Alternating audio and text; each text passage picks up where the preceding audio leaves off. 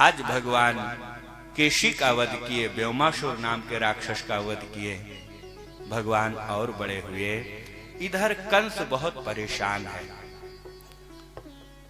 कि कृष्ण बड़े हो गए होंगे, अभी भी कंस भगवान को मारना चाहता है, अनेक प्रकार से षड्यंत्र कर रहे हैं। अब कंस करे क्या? भगवान आज वृंदावन में नंद बाबा के साथ में रहते हैं। क्यों? गोकुल में रोज उत्पात होता था, नंद बाबा लेकर के वृंदावन चले आए, कहे चलो वहीं बढ़िया तुलसी मैया का पूजन किया जाएगा, वहीं निधिवन का दर्शन करेंगे, बाकी बिहारी लाल सरकार सबका दर्शन करेंगे, वहीं रहेंगे। नंद बाबा भगवान को वृंदावन लेकर के आए हैं। आज कंस ने क्या किया? अक्रूर जी महाराज को बुलाया। अक्रूर जी महाराज को बुला करके अपने अनुचरों को भेजा। अक्रूर जी महाराज को जब ये पता चला कि कंस मुझे याद कर रहा है, आज तक कंस ने कभी अक्रूर जी महाराज को याद नहीं किया था। अब कोई बहुत बड़ा राजा महाराजा हो जिसके विचार भी अच्छे ना हो और किसी को बुलावा भेजे तो व्यक्ति डर जाता है, मुझसे क्या हुआ, कोई अपराध हो गया है क्या? आज इन्होंने मुझे क्यों याद किया? अभी तक कभी नहीं याद किया था। अक्रूर जी महाराज घबरा गए, डर गए। लेकिन राजा का आदेश है, आना तो पड़ेगा। अक्रूर जी महाराज जब आए ना, कंस ने क्या किया? गृहीत्वा पाणिना पाणिम ततो अक्रूच उवाचः। जैसे एक मित्र अपने दूसरे मित्र से मिलता है ना, हाथ मिला करके गले लगाता है, बड़ा प्रेम भाव प्रकट करता है, आज यही भाव अक्रूर जी के प्रति कंस ने प्रकट किया। गृहीत्वा पाणिनम पाणी, अपने दोनों हाथों से पकड़ लिया अक्रूर जी महाराज को कि लगे कि हम कितने दिनों के पुराने मित्र हैं, और ले जाकर के अपने बगल सिंहासन पर बिठाया। अक्रूर जी महाराज डर रहे हैं। तब अक्रूर जी से कहा कंस ने कि आपको एक कार्य करना है क्या? एक पत्र लिखा था कि ये ले जाकर के नंद बाबा को दे आओ। ये पत्र कैसा था कि हमने मथुरा में एक मेले का आयोजन किया है, और उस मेले में नंद बाबा और भगवान कृष्ण और बलराम अपने बाल सखाओं के साथ सादर आमंत्रित हैं। बच्चे मेला देखने के लिए लालायित रहते हैं हमेशा। तो आज समझ रहे हैं कि कृष्ण अभी छोटे हैं, बालक हैं, मेला देखने का प्रस्ताव रखेंगे तो आएंगे जरूर। मेले का सुंदर आयोजन किया है। अक्रूर जी महाराज कंस के षड्यंत्र को समझ गए। अक्रूर जी महाराज के नेत्र सजल हो गए कि संसार के लोग यही कहेंगे कि अक्रूर यदि लेने नहीं जाते कृष्ण को तो कंस मार नहीं पाता। क्यों? अभी अक्रूर जी महाराज को भगवान की शक्ति का एहसास नहीं है, जानते नहीं है, अभी शक्ति प्रदर्शन देखा नहीं है, तो वो भी बालक ही समझते हैं। अक्रूर जी महाराज के नेत्र सजल हैं। ये कलंक का टीका हमारे ही जीवन में लगेगा क्या? कंस ने कहा नहीं, आपको जाना है, राजा का आदेश नहीं, मृत्यु दंड मिलेगा। एक सुंदर रथ कंस ने दिया साजा। मथुरा से वृंदावन की दूरी प्यारे मात्र 10 से 12 किलोमीटर है। प्रातः काल और वायु वेग से चलने वाला कंस का रथ है। प्रातः काल से चले हैं अक्रूर जी महाराज, सायंकाल होने वाला है लेकिन वृंदावन नहीं पहुंचे। वायु वेग से चलने वाला रथ है, 12 किलोमीटर दूरी जो 12 मिनट में तय कर सकता है, लेकिन प्रातः काल से सायंकाल हो गया, लेकिन अक्रूर जी महाराज का रथ नहीं पहुंचा। हुआ कहां? रथ गया कहां? भगवान का इतना चिंतन करते हैं ना कि वृंदावन से आगे गोकुल निकल जाता है रथ, तब याद आता है कि वृंदावन तो रास्ते में छूट गया। वहां से चलते हैं तो मथुरा पहुंच जाते हैं। यही स्थिति रही अक्रूर जी महाराज की। तब अपने आप को धैर्य बंधाया, नहीं अक्रूर, हमें नंद बाबा का दर्शन करना है, हमें कृष्ण का दर्शन करना है। सायंकाल हुआ प्यारे, आज पहुंचे हैं अक्रूर जी महाराज। भगवान गौचारण करके गौ माता को गौशाला में लाए थे, गौ माता की सेवा कर रहे हैं। बलराम जी भी गौ माता की सेवा कर रहे हैं। जैसे देखा कृष्ण और बलराम को, अक्रूर जी महाराज के नेत्र सजल हो गए। जैसे भगवान ने अक्रूर जी का दर्शन किया, दौड़ करके चरणों में लेट गए। आज तो मेरा सौभाग्य जागृत हुआ है। अक्रूर जी महाराज ने कितनी बड़ी कृपा हमारे ऊपर किया है, हमें दर्शन देने के लिए आए हैं। बलराम जी ने देखा, वो भी चरणों में लेट गए। अरे महाराज, आशीर्वाद दीजिए इस लाला को, इस बालक को, कितना कृपा किया आपका, आपकी कितनी बड़ी कृपा हुई कि आज हमें दर्शन देने के लिए आप आए हैं। जैसे ये तोतली भाषा में शब्द सुने ना अक्रूर जी महाराज, हृदय और द्रवित हो गया। दाहिने हाथ की उंगली को भगवान ने पकड़ा, बाएं हाथ की एक उंगली को बलराम जी ने पकड़ा और भगवान अपने अंतःपुर लेकर के गए अक्रूर जी महाराज को, जहां भगवान का निज निवास है, और वहीं पर बिठाया। सबसे पहले सुंदर अक्रूर जी महाराज का पाद प्रक्षालन किया। बलराम जल डाल रहे हैं और भगवान क्या करें, अक्रूर जी महाराज का पैर दबा दबा करके, खूब दबा दबा करके सेवा कर रहे हैं। महाराज आप थक गए होंगे, कितनी बड़ी कृपा किया है ये हमारे इन दोनों बालकों पर, आपने बहुत बड़ी कृपा। खूब बखान करके अक्रूर जी महाराज के दबा दबा के पैर धुल रहे हैं। उसके बाद में सुंदर स्वागत सत्कार किया, जलपान कराया। नंद बाबा आए, अक्रूर जी ने वो पत्र निकाल करके नंद बाबा को दे दिया। तब भगवान ने पूछा अक्रूर जी से, महाराज कोई इस दास के लिए आदेश हो तो कहें, कोई मनोकामना लेकर के आए हो तो जरूर बतावें कि वैसे कृपा करने के लिए आप आए हैं, दर्शन देने के लिए आए हैं। अक्रूर जी महाराज प्यारे रोने लगे।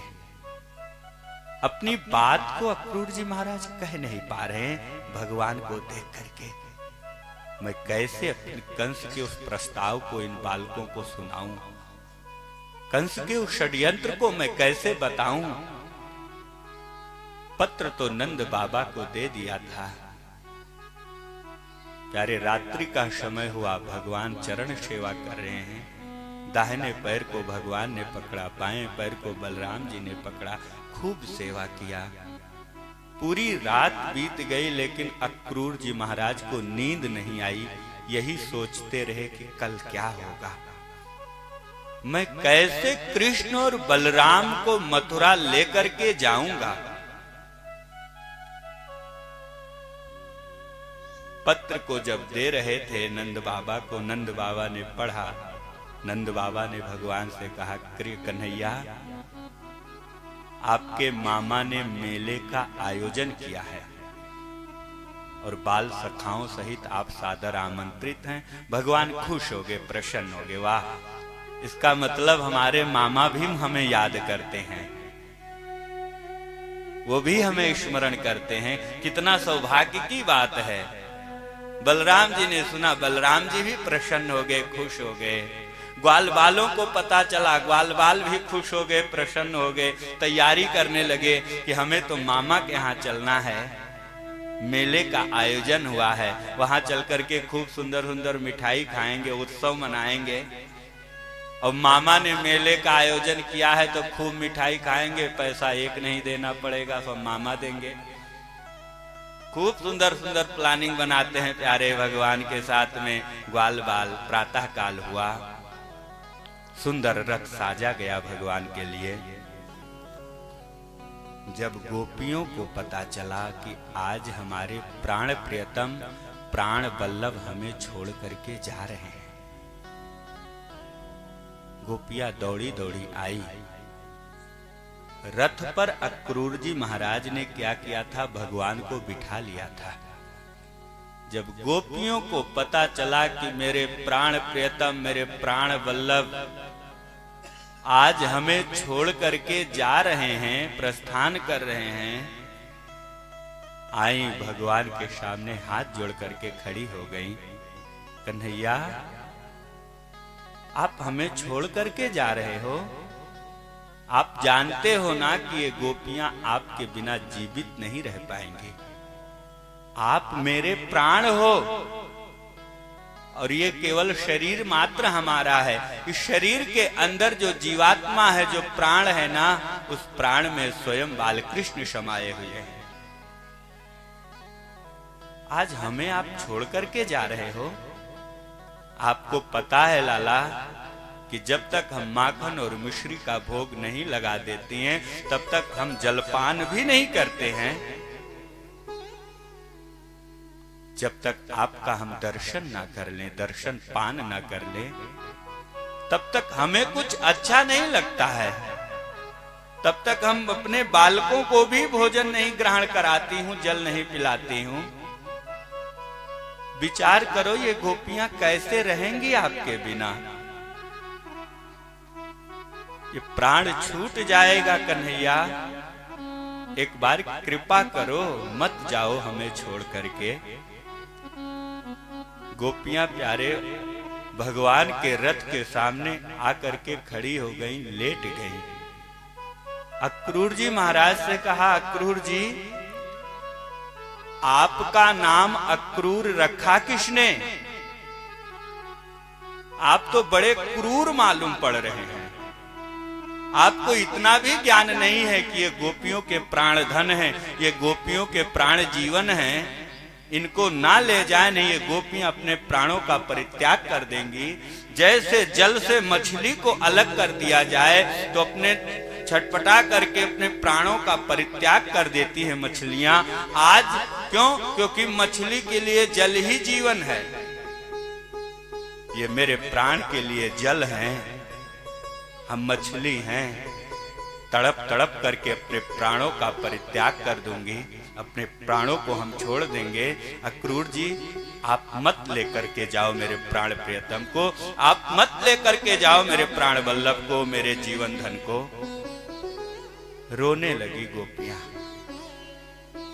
प्यारे, तब अक्रूर गोपियां लेट गई रथ के सामने। गोपियों ने कहा, अक्रूर जी, यदि आप मेरे भगवान को लेकर के जाना चाहते हो ना, तो ये रथ हम गोपियों के ऊपर से जाएगा। हम अपने भगवान को ऐसे नहीं जाने दूंगे।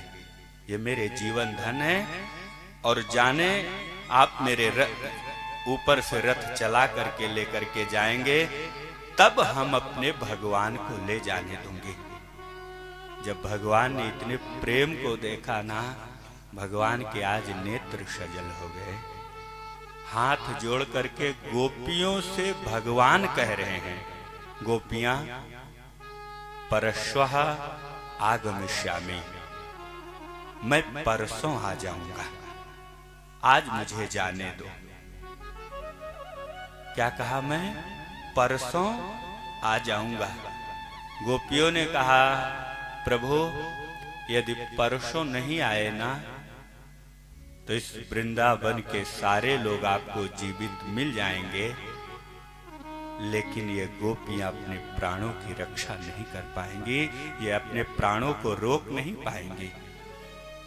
ध्यान रखना लाला, ये गोपियों के लिए आप ही प्राण धन हैं। प्यारे, यही भाव भरत जी महाराज का भी था, जो भाव गोपियों का है। जब भगवान वन को गए थे ना, भरत जी महाराज मनाने के लिए गए थे भगवान को,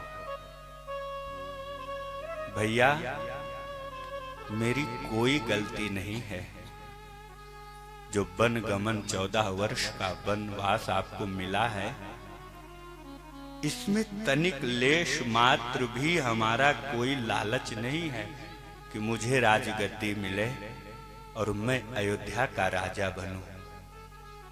आप वापस चलें, पुनः अयोध्या की गद्दी को आप संभालें और मैं आपके चरणों की सेवा करूंगा।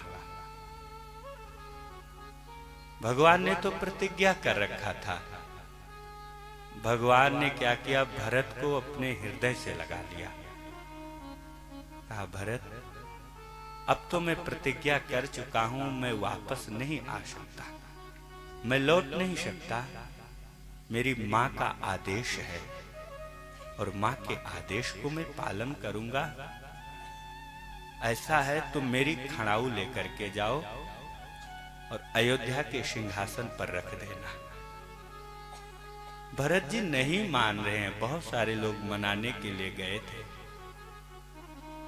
तब भगवान से भरत जी ने कहा था, भैया 14 वर्ष से यदि एक दिन भी अधिक हो गया तो अयोध्या के सारे लोग आपको जीवित मिल जाएंगे, लेकिन ये भरत अपने प्राणों को रोक नहीं पाएगा। ये भरत अपने प्राणों का परित्याग कर देगा। भगवान को ये बात याद थी कि यदि 14 वर्ष से एक दिन भी अधिक हो गया, अयोध्या के सारे लोग हमें जीवित मिल जाएंगे, लेकिन मेरा भाई, मेरा अनुज भरत मुझसे बिछुड़ जाएगा, मेरा भाई भरत मुझसे अलग हो जाएगा, अपने प्राणों का परित्याग कर देगा। और भरत जी ने किया क्या प्यारे, अयोध्या से दूर नंदी ग्राम में जाकर के जमीन के नीचे गुफा बना करके 14 वर्ष तक तपस्या किया। जमीन के नीचे गुफा क्यों बनाया भरत जी ने? कि मेरे भैया और मेरी मां के समान मेरी भाभी जंगल में धरती पर शयन करेंगे। वहां कोई आसन नहीं है, कोई सुखासन नहीं है, और मैं उनसे छोटा हूं, मैं उनसे अनुज हूं। छोटा होने के कारण मेरा अधिकार नहीं है कि मैं अपने बड़े भाई के बराबर शयन करूं। कुश के आसन पर मेरे भैया शयन कर रहे होंगे। मेरी मां जानकी, जिन्होंने जीवन में कभी जंगल देखा नहीं है, जिनके चरण पुष्प के पराग से भी कोमल है, आज वो मेरी मां जंगल में पत्ते बिछा करके शयन कर रही होगी। मैं छोटा हूं, मेरा धर्म है कि मैं अपने बड़े भाई के बराबर शयन ना करूं। इसलिए क्या किया, गुफा बनाया धरती को खोद करके और नीचे आसन लगाया। 14 वर्ष तक वही तपस्या करते रहे। 14 वर्ष जैसे पूर्ण हो रहा था, भगवान ने हनुमान जी को भेजा कि हनुमान जी जाओ, भरत से कह दो कि राम आ रहे हैं। इसलिए हनुमान जी को भेजा था भगवान ने, कहीं रास्ते में कोई राक्षस ना मिल जाए और हमें युद्ध करना पड़ जाए, और युद्ध में कहीं मैं 1 दिन 2 दिन विलंब ना हो जाऊं, तो 1-2 दिन में भरत अपने प्राणों का परित्याग कर देगा, अपने प्राणों को रख नहीं पाएगा। इसलिए हनुमान जी को भेजा कि हनुमान जी जाकर के भाई भरत से कह दो कि राम आ रहे हैं। हनुमान जी आए, बताया था कि भरत जी खुश हो गए थे, प्रसन्न हो गए थे। आज यही भाव गोपियों का भी है। गोपियां भी कह रही हैं भगवान से, कन्हैया आप कह रहे हो ना कि परसों आगमिष्यामि, मैं परसों आ जाऊंगा। यदि परसों आप नहीं आए, हम गोपियां अपने प्राणों का परित्याग कर दूंगी। भगवान ने कहा, निवेदन किया, गोपियां मैं परसों अवश्य आ जाऊंगा, मैं परसों जरूर आऊंगा।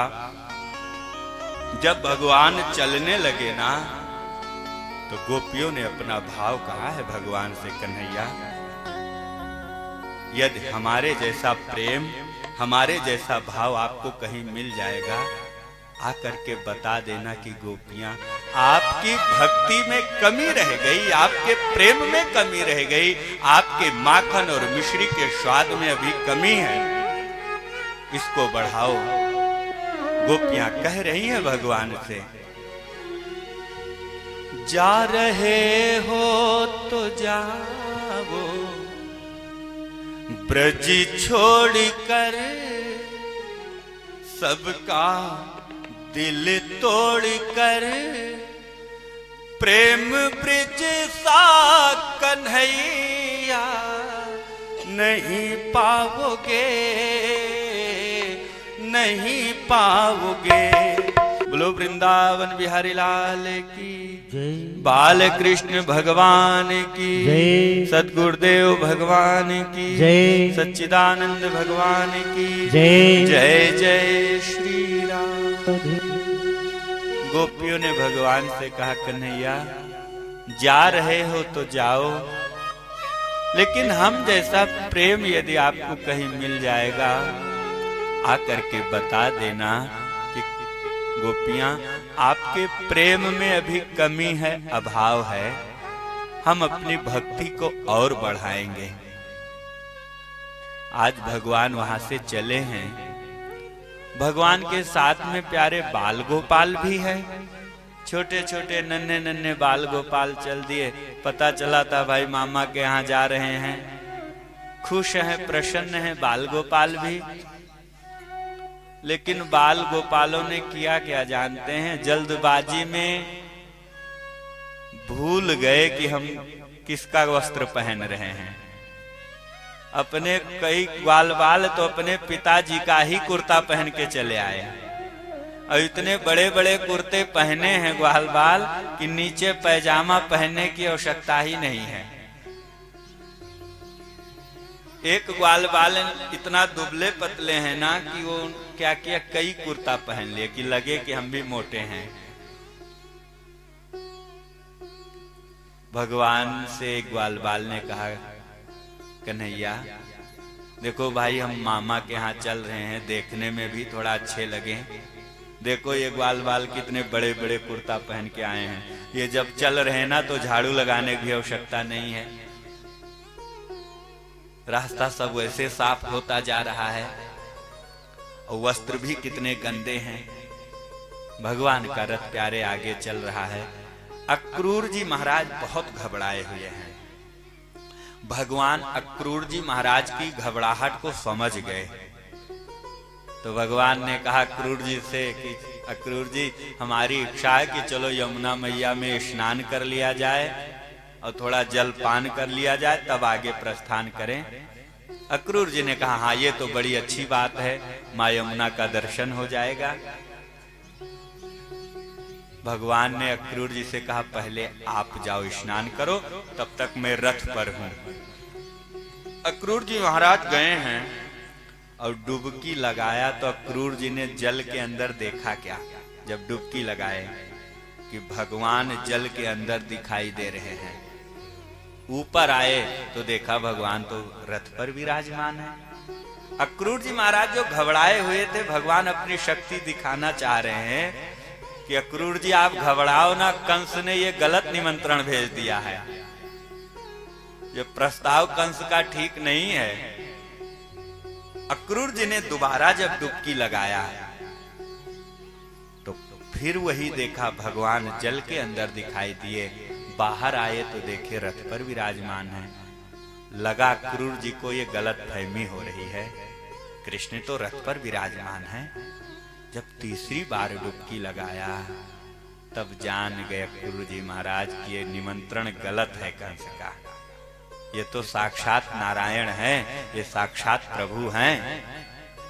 वहीं से अक्रूर जी ने हाथ जोड़ करके भगवान से कहा, कन्हैया लाला, ये आपका डबल रोल कब से हो गया? जैसे ये कहा है लाला, ये आपका डबल रोल कब से हो गया, भगवान समझ गए कि ये हमारी शक्ति को जान गए। भगवान ने वहीं से प्रणाम किया, अरे अक्रूर जी आप बाहर आवे, चले जल्दी मामा का दर्शन किया जाए, नहीं विलंब हो जाएगा। अब अक्रूर जी महाराज बड़े प्रसन्न हैं, बहुत खुश हैं। अक्रूर जी महाराज का रथ आगे चला। एक ग्वालबाल ने कहा भगवान से कि देखो ये कैसे कैसे वस्त्र पहने हैं, किसी के वस्त्र भी साफ नहीं हैं, तो ऐसा करें कहीं इनके वस्त्र साफ हो जाए तो आनंद आ जाएगा। प्यारे रास्ते में एक धोबी की दुकान पड़ी। ग्वालवालों ने इशारा किया कन्हैया ये देखो धोबी की दुकान है, यहाँ हम लोग चाहेंगे तो हमारा वस्त्र साफ हो जाएगा। भगवान गए धोबी के पास में और धोबी से कहा हमारे ग्वालबालों के वस्त्र साफ कर दो। धोबी ने भगवान को डांटा, अरे माखन मिश्री खाने वाले, गोपियों के संग रास रचाने वाले, ग्वाल बालों का जूठा खाने वाले, अरे हम तो बड़े बड़े राजा महाराजा के वस्त्र साफ करते हैं, तुम ग्वाल बालों के वस्त्र थोड़ी साफ करते हैं। अब खूब जब धोबी बोलता चला गया, एक ग्वालबाल ने भगवान के तरफ इशारा किया, प्रभु इसका कल्याण करो, नहीं अभी और बोलेगा। भगवान ने क्या किया, अपना दाहिना हाथ लिया, धोबी के गाल पर स्पर्श कराया, धोबी का भगवान ने उद्धार कर दिया, कल्याण कर दिया। बोलो वृंदावन बिहारी लाल की जय। अब जब धोबी का उद्धार कर दिया भगवान ने, तब भगवान ने कहा ग्वाल बालों से अब इसकी दुकान में घुस जाओ, अंदर प्रवेश करो, जो वस्त्र जिसको अच्छा लगे पहन लो, खूब वस्त्र साफ रखे हुए हैं। अब तो साफ वस्त्र तो मिल गए, सारे ग्वाल बालों ने क्या किया, अपना वस्त्र निकाल करके दुकान में रखा और धोबी के वस्त्र पहन लिए, खूब सुंदर सुंदर वस्त्र। लेकिन फिटिंग के अभी भी नहीं है। वस्त्र तो साफ मिल गए लेकिन फिटिंग के नहीं मिले। अब ग्वाल बालों की इच्छा बढ़ती जा रही है। कहा कन्हैया यदि ये वस्त्र फिटिंग के हो जाते ना तो और अच्छा लगता। देखो कितने वस्त्र, कितने सुंदर साफ वस्त्र हैं। भगवान ने कहा अच्छा तुम चिंता मत करो। प्यारे आगे भगवान चले तो एक दर्जी की दुकान पड़ी। ग्वाल वालों ने कहा कन्हैया ये देखो दर्जी की दुकान, यहाँ हमारे वस्त्र सही हो सकते हैं। भगवान गए दर्जी के पास में, दर्जी से कहा हमारे ग्वाल बालों के वस्त्र थोड़ा सही कर दीजिए, सिल दीजिए।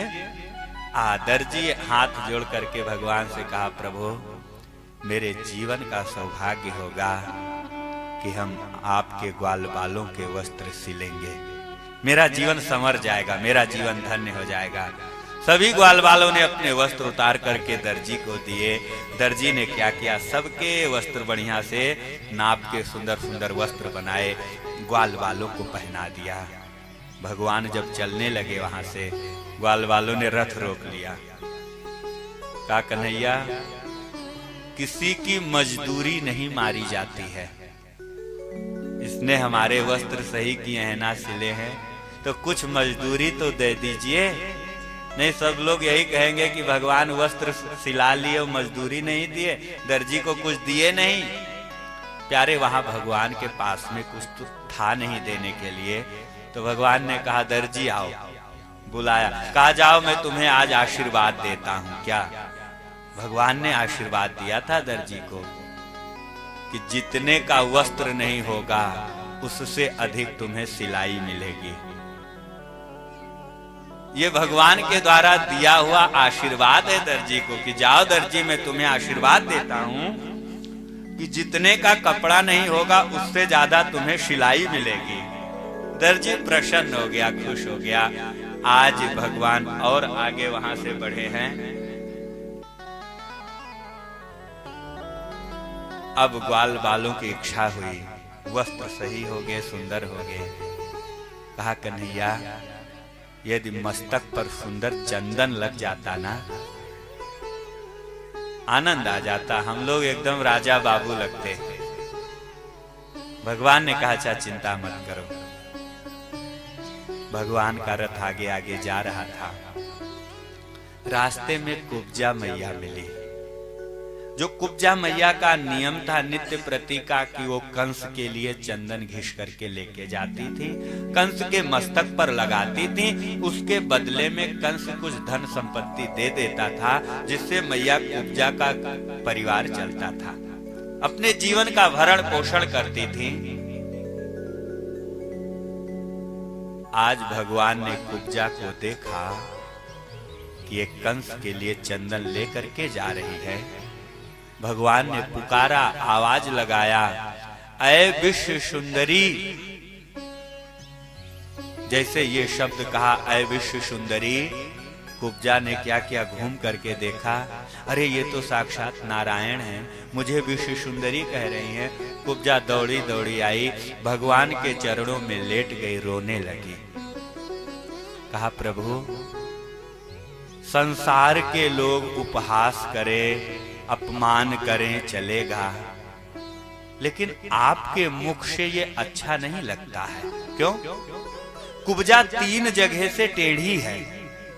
त्रिवक्रा कह करके कुब्जा को पुकारा जाता है। उसकी कमर झुकी हुई है, हाथ पैर टेढ़े हैं, स्वरूप अच्छा नहीं है। और भगवान ने कहा क्या, ऐ विश्व सुंदरी। कुब्जा रोने लगी भगवान के पैरों में झुक करके, नारायण, आपको ऐसा नहीं कहना चाहिए था। अरे मैं तो दुनिया की सबसे बदसूरत स्त्री हूँ, हमारे अंदर कोई खूबसूरती नहीं है, सब व्यक्ति अपने स्वरूप को जानता है। प्रभु, आपको ऐसा नहीं कहना चाहिए था। संसार के लोग कहें तो चलेगा, आपको तो सोच समझ लेना चाहिए था कि मैं क्या कह रहा हूं। भगवान मुस्कुराए। भगवान ने कहा कुब्जा से, कुब्जा, मैं जिसको जो कहता हूं वो करके दिखाता हूं। भगवान ने कहा कुब्जा से, देवी तुम चिंता मत करो, मैं जिससे जो कहता हूं वो करके दिखाता हूं। अच्छा देवी, तुम ये बताओ, आप अपने हाथों में ये लिए क्या है? मैया कुब्जा ने कहा, ये तो कंस के लिए मैं चंदन ले जाती हूँ, रोज उसके मस्तक पर लगाती हूँ, उसके बदले में कुछ संपत्ति मिल जाती है, जिससे अपना जीवन यापन करती हूँ। भगवान ने कहा, कुब्जा, ये चंदन हमें मिलेगा क्या? हमारे मस्तक पर लगाओगी क्या? कुब्जा प्रसन्न हो गई। कहा, वाह नारायण, मेरा जीवन धन्य हो जाएगा कि आज मैं अपने भगवान के मस्तक पर चंदन अपने हाथों से लगाऊंगी। मेरा तो परम सौभाग्य होगा, मेरा जीवन धन्य हो जाएगा, मैं अवश्य लगाऊंगी। भगवान ने कहा, पहले मेरे ग्वाल बालों को लगाओ। सभी ग्वाल बालों के मस्तक पर बढ़िया सुंदर चंदन लगाया मैया कुब्जा ने। अब भगवान का जब नंबर आया, भगवान ने कहा, अब हमें लगाओ। तो कुब्जा टेढ़ी है, 3 जगह से त्रिवक्रा है, शरीर काम नहीं कर रहा है। भगवान ने क्या किया, अपना शरीर और ऊपर, सिर ऊपर कर लिया। कुब्जा पहुंच नहीं पा रही है भगवान के मस्तक पर, उछलती है, उछल उछल करके भगवान के मस्तक पर पहुंचना चाहती है। भगवान अपने सिर को और ऊपर कर दिए हैं। जब कुब्जा बहुत परेशान हो गई, ग्वाल बालों ने कहा, लाला, इतनी परीक्षा ठीक नहीं है। जैसे ये कहा, भगवान ने अपने मस्तक को झुका दिया। सुखदेव जी ने राजा परीक्षित से कहा, परीक्षित, दर्शन कर लीजिए, ऐसा अवसर बार बार नहीं मिलेगा कि आज भगवान अपने भक्त के सामने मस्तक झुका करके खड़े हैं। दर्शन कर लो परीक्षित। भगवान आज मस्तक झुकाए। कुब्जा ने सुंदर चंदन लगाया भगवान के मस्तक पर। जब भगवान वहां से चलने लगे, ग्वाल वालों ने कहा, प्रभु, प्रतिज्ञा याद है कि नहीं? अरे इसको भी कुछ देते चलो। दर्जी को तो आशीर्वाद दे दिया, धोबी का कल्याण कर दिया, इसको चंदन लगाया है मस्तक पर, ऐसे चंदन नहीं लगवाते हैं। भगवान को अपनी प्रतिज्ञा याद आ गई कि मैं जिससे जो कहता हूं वो करता हूं। भगवान ने तुरंत क्या किया, कुब्जा के बाएं पैर पे अपना दाहिना पैर रखा और दाहिने पैर पर बायां पैर रखा। एक हाथ कमर पर लगाया और एक हाथ ठोड़ी पर लगाया। भगवान ने जोर से झटका दिया। 3 जगह से टेढ़ी कुब्जा आज विश्व सुंदरी रूप धारण करके भगवान के सामने प्रकट हो जाती है। प्यारे बोलो वृंदावन बिहारी लाल की, भक्त वत्सल भगवान की। तीन जगह से टेढ़ी कुब्जा आज सुंदर स्वरूप धारण करके प्रकट हो गई। और आज कुब्जा का भगवान ने क्या किया, सुंदर भगवान कुब्जा को उपदेश दिया। कुब्जा वहीं चली जाती है प्यारे। अब भगवान और आगे बढ़े। देखिए इच्छा कितनी प्रबल होती है। ग्वाल वालों ने कहा प्रभु चंदन तो लग गया। कहा एक सुंदर गले में माला मिल जाती अगर ना, तब हम लोग बहुत अच्छे लगते। माला की अभी कमी है। जब ये कहा भगवान ने कहा माला कहां से हम लेकर के आए यहाँ, रथ और आगे को बढ़ाया भगवान ने। एक माली की दुकान पड़ी। भगवान माली के यहाँ गए और माली से निवेदन किया। माली ने जैसे भगवान को देखा ना, तुरंत अपने पत्नी को आदेश दिया। देवी दौड़ी, आओ देखो आज नारायण हमारे द्वार पर आए हैं। आज हमारा जीवन धन्य हो गया, आज हमारा जीवन सफल हो गया। दौड़ी दौड़ी माली की पत्नी आई। देखा भगवान अपने ग्वाल बालों के साथ में माली के द्वार पर खड़े हुए हैं। दौड़ करके प्रणाम किया। पत्नी को आदेश दिया जल लेकर के आओ, इनका पाद प्रक्षालन करें। आज गंगा यमुना सरस्वती त्रिवेणी आज हमारे द्वार पर आई हुई हैं। आज डुबकी लगा लो, आज स्नान कर लो। ऐसा सौभाग्य बार बार नहीं प्राप्त होगा। माली की पत्नी दौड़ करके गई, जल लेकर के आई। भगवान के पांव पखारे, सुंदर आसन पर भगवान को विराजमान किया। उसके बाद में भगवान से निवेदन किया, प्रभु बताओ आपकी मैं क्या सेवा करूं। माली ने कहा बस सेवा कुछ नहीं है, ये ग्वाल बालों की इच्छा बढ़ती जा रही है। इनके गले में पतली पतली माला पड़ जाती तो ये खुश हो जाते, प्रसन्न हो जाते।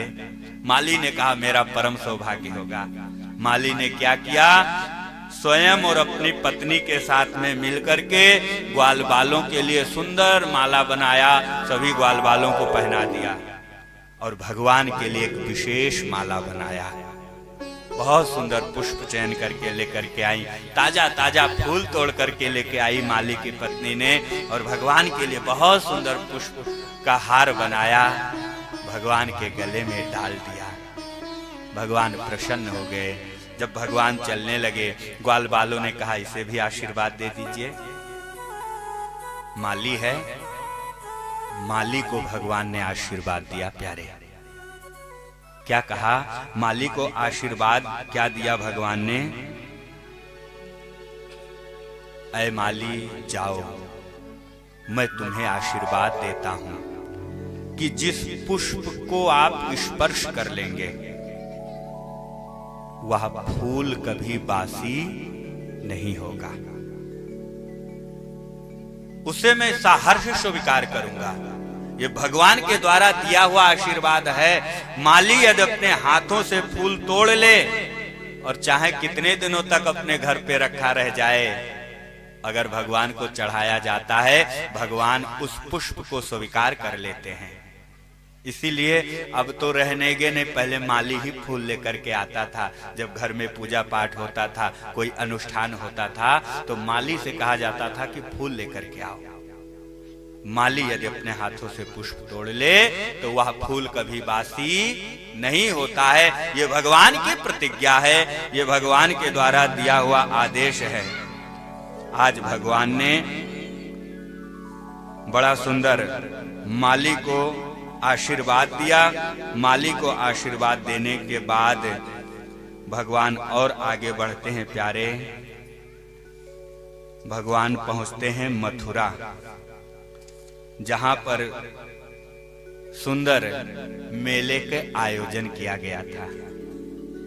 मथुरा कंस के द्वार पर भगवान पहुंचते हैं। वहां एक बहुत सुंदर धनुष रखा हुआ है। बलराम जी ने जब बलराम जी पहुंचे, धनुष को देखा तो बलराम जी ने कहा भगवान से कि प्रभु भैया मेरी इच्छा है, चलो दो दो हाथ हो जाए।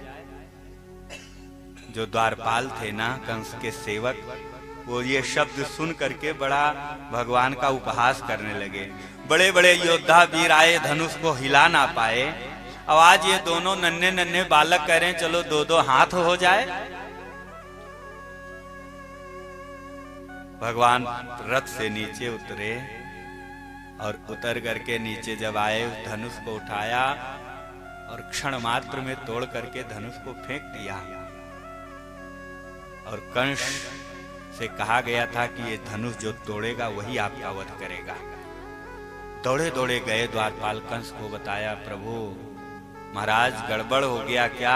कहा दो बालक आए हैं धनुष को तोड़ दिए। अब कंस घबरा गए कि अब इसका मतलब अब मेरा समय निकट आ गया है। अपने जो वीर योद्धाओं को कंस ने लगाया था ना,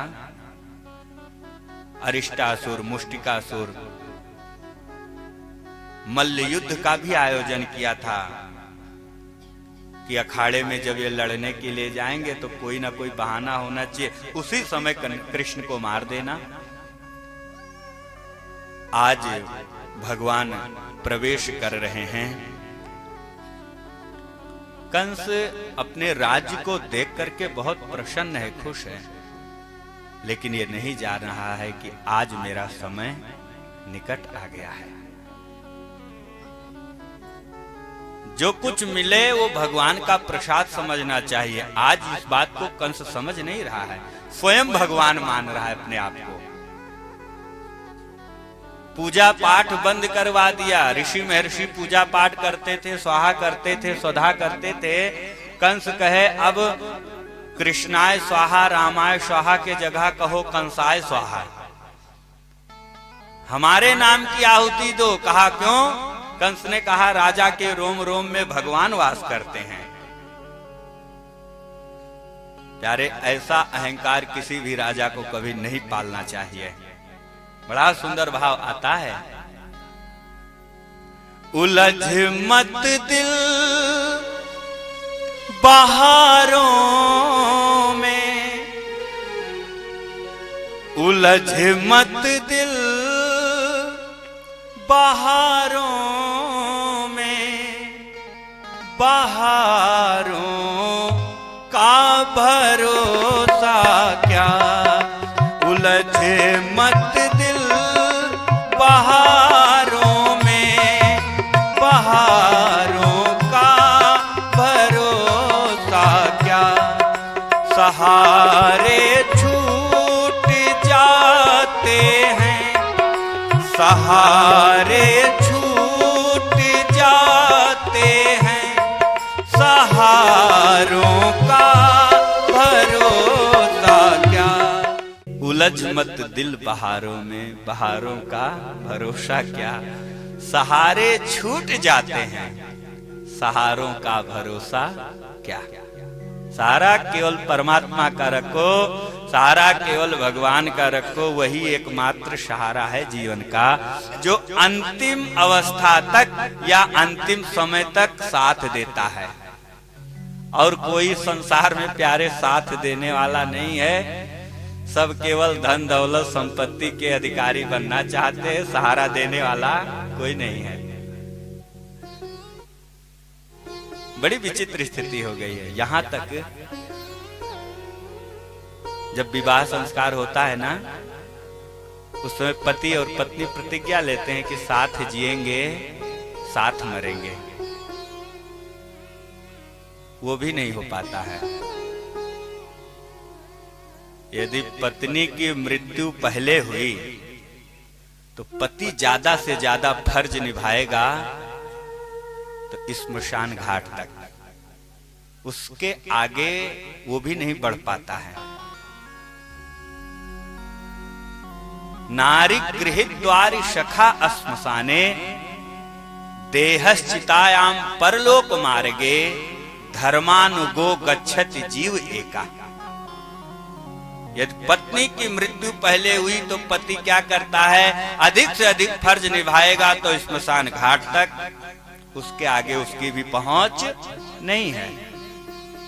और पति की अगर पहले मृत्यु हुई तो पत्नी क्या करेगी? बहुत ज्यादा अगर फर्ज निभाएगी ना तो नारी गृहित द्वार, घर के द्वार तक, उसके आगे वो भी नहीं बढ़ पाती है।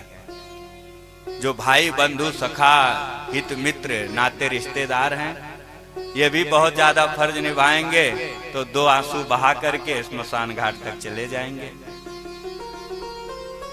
और वहां भी जाकर के राजनीति की ही बात होती है। दुनिया का परपंच जो है वहीं याद आ जाता है कि चलो ये यहाँ सब लोग मिल गए इकट्ठा हैं। राम राम कोई नहीं करता है।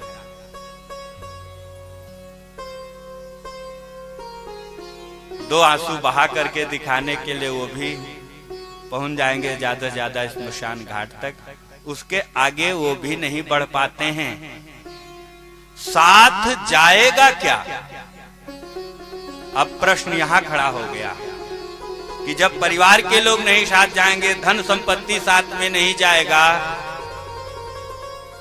बेटे बहू पत्नी कोई नहीं साथ जाएगा, तो जाएगा क्या साथ में? धर्मान गो गच्छति जीवये कहा, किया हुआ धर्म कर्म पुण्य कर्म दान पुण्य यही साथ जाता है। बहुत अच्छा आदमी था, बहुत नेक काम करता था, लोगों की सहायता करते थे, लोगों की भलाई करते थे, अच्छा उपदेश देते थे, अच्छी बातें लोगों को बताते थे। कितने लोगों का जीवन परिवर्तित हो गया। यही साथ में जाता है और कुछ जाता नहीं है। ये शरीर भी साथ नहीं जाता जिसके लिए इतना हम लोग परेशान रहते हैं। शरीर कितना लोग कितना धन खर्च कर देते शरीर के पीछे, वही उतना खुद दान पुण्य कर दे तो कल्याण हो जाएगा, उद्धार हो जाएगा। लेकिन ये भी नहीं जाता प्यारे साथ में। होता क्या है, ये शरीर जल करके राख हो जाता है। ये पंच तत्व से बना हुआ शरीर पंच तत्व में विलीन हो जाता है, ये भी नहीं साथ जाता। धर्मान गो गच्छति जीव, ये कहा आपके द्वारा हमारे द्वारा किया हुआ शुभ कर्म नेक कर्म हमारे साथ में जाते हैं और वही संस्कार बन के पुनः जब जन्म होता है तो हमारे साथ फिर वापस आते हैं। इसलिए व्यक्ति को हमेशा सत्कर्म करना चाहिए। बड़ा सुंदर भाव आता है, कमाले धर्म धन प्यारे, कमाले धर्म धर्म धन प्यारे, सफरी में काम आएगा। कमाले धर्म धन प्यारे, सफर में काम आएगा। एक बड़ी लंबी यात्रा करनी पड़ेगी जीवन की। अच्छा, बड़े बड़े पहलवानों को आपने देखा होगा कि वो भी इतनी, जिसको अपने बल का अहंकार हो जाता है कि हमारे कितना बलवानी संसार में कोई नहीं है, और जिधर देखो उधर खुराफात करते घूमते हैं। लेकिन जब शरीर से प्राण निकल जाता तो इतनी शक्ति नहीं रहती, इतना बल नहीं रह जाता कि अपने पैरों से ही स्मशान घाट चले जाए। इतने पहलवान होते हुए भी जीवन में इतनी शक्ति नहीं रह जाती कि स्वयं चल करके चले जाएं। हमें सहारे की आवश्यकता होती है। जब तक कोई ले नहीं जाएगा कोई जा नहीं सकता अपने आप। धर्मानुगो गच्छति जीवे का, हमारे आपके द्वारा किया हुआ शुभ कर्म, भगवान का भजन, भगवान का पूजन, भगवान की कथा जो आप श्रवण कर रहे हैं ना, ये बहुत बेशकीमती कथा है प्यारे। ये सौभाग्य सबको नहीं प्राप्त होता है। अभी नाच हो तो बिना बुलाए लोग आएंगे, पता लगा लेते कि कहाँ होने वाली है। और ये ठंडी नहीं, और इससे भी अभी तो कुछ नहीं है, आराम। ये मौसम तो बहुत अच्छा है, न ठंडी है न गर्म है, आराम से बैठना रहे हैं, आनंद ले रहे हैं। दिसंबर के लास्ट में, जनवरी में पता चल जाए 10 किलोमीटर दूर, तब भी लोग पहुंच जाएंगे और मनोरंजन करके आ जाएंगे। यहां कौन आएगा? जिसके भाग्य प्रबल होंगे, भाग्य उदय होगा। भगवान सबको नहीं बुलाते हैं। भगवान के द्वार पर, भगवान के रास्ते पर सब लोग नहीं आ सकते हैं। इसलिए आप लोग प्यारे बहुत सौभाग्यशाली हो कि भगवान की कथा श्रवण कर रहे हो और बहुत मन लगा करके आप लोग कथा श्रवण कर रहे हो, बड़ी श्रद्धा और भक्ति के साथ कथा श्रवण कर रहे हो। तो हाथ थोड़ा सा ठंडा हो गया होगा, एक बार अपने लिए जोरदार ताली बजाओ। कितने अच्छे श्रोता हमें मिले हैं, सब जगह नहीं मिलते हैं। मैं निवेदन कर रहा था कि भगवान आज पहुंच गए हैं कहां? कंस के द्वार पर। कंस के धनुष को भगवान ने तोड़ दिया। कंस घबरा गए, अपने अनुचरों को, अपने मल्ल योद्धाओं को आदेश दिया, मुष्टिकासुर, अरिष्टासुर, कि कृष्ण बच करके जाने न पावे। भगवान गए, चारों तरफ देखा, मेले का जो आयोजन किया था, ग्वाल बालों से कहा तुम भूखे हो, खूब खाओ पियो। ये मामा ने मेला लगाया है, यहाँ कुछ देना लेना है नहीं, केवल खाना है, खूब खाओ, खूब आनंद लो। ग्वाल बाल खूब खाए, जो अच्छा लगा। उसके बाद में भगवान आए जहां पर युद्ध का, मल्ल युद्ध का आयोजन किया गया था। कोयलयापीड नाम का एक हाथी राक्षस है, जिसको हाथी कितना बल है, भगवान ने उसको भी लगाया था। मल्ल युद्ध में निमंत्रित किया, आमंत्रित किया। अब भगवान को युद्ध की चुनौती जो देगा भगवान को, तो जाएंगे ही जाएंगे। प्यारे भगवान गए, मल्ल युद्ध होने लगा। एक बार भगवान से थोड़ा चूक हो गई और भगवान लड़खड़ा गए। अरिष्टासुर और मुष्टिकासुर ने कहा थोड़ा संभल जाओ, तब हम युद्ध करेंगे, तब मल्ल युद्ध करेंगे। बलराम जी ने इशारा किया, भैया अब इसको थोड़ा समझाओ। भगवान ने क्या किया, मुष्टिकासुर के ऊपर अपनी मुट्ठी को बांधा और पीठ पे जोर से मारा। कहा मुष्टिकासुर का उसी मल्ल युद्ध में प्राणांत हो जाता है। बोलो वृंदावन बिहारी लाल की जय। अरिष्टासुर का और कोयलयापीड नाम के हाथी का भी भगवान ने पैर पकड़ करके अखाड़े से बाहर फेंक दिया, उसका भी उद्धार हो जाता है। कंस के सेवक गए, भगवान कंस से कहा महाराज तीनों योद्धा मारे गए। कहा कैसे? कहा सब प्राणांत हो गया। अब कंस घबरा गए कि इसका मतलब मेरा भी समय नजदीक आ रहा है। भगवान ने बलराम जी से, ग्वाल वालों से कहा चलो मामा का भी दर्शन कराएं, अभी मामा से तो मिले नहीं। प्यारे भगवान गए, कंस भी दौड़ा, भगवान भी दौड़े। भगवान ने कंस के केश को पकड़ करके सिंहासन से खींच लिया। जैसे कंस के केश को कृष्ण ने पकड़ा, परीक्षित जी महाराज ने प्रश्न किया सुखदेव जी महाराज से कि कृष्ण ने कंस के केश को पकड़ करके क्यों खींचा? सुखदेव जी महाराज ने कहा भगवान को वो बात याद है। कौन सी? मैया देवकी के केश को पकड़ करके कंस ने खींचा था, रथ से नीचे खींचा था।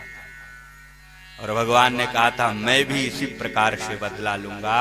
आज भगवान ने इतनी जोर से कंस के केश को पकड़ करके खींचा, कंस का उद्धार कर दिया भगवान ने, कंस का प्राणांत हो गया। बोलो कंस मर्दन भगवान की जय, वृंदावन बिहारी लाल की जय, आज के आनंद की जय। कंस जब शरीर छोड़ रहा था, विचार कर रहा था मुझसे बहुत बड़ा अपराध हुआ। जीवन में मैंने प्रभु का भजन नहीं किया, जीवन में हमने भगवान का भजन नहीं किया, वहां जाकर के क्या मुंह दिखाएंगे?